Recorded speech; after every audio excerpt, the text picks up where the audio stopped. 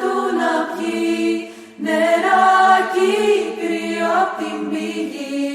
Σ' ένα κλάδι βραμάναμαν, σ' ένα κλάδι του χαμηλά, σ' ένα κλάδι του χαμηλά, στέκει ο Άϊτος και το ρωτά, ποιος αφεντεύει αμάν αμάν, ποιος αφεντεύει την πηγή, ποιος αφεντεύει την πηγή και δεν κρέμει νερό να πιει.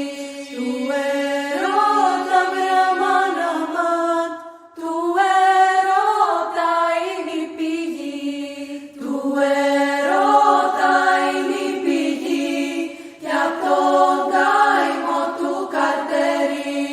Να'ρθεί απ' τη μαύρη αμάν αμάν, να'ρθεί απ' τη μαύρη ξενιτιά, να'ρθεί απ' τη μαύρη ξενιτιά η όμορφη Κορασά, να βρει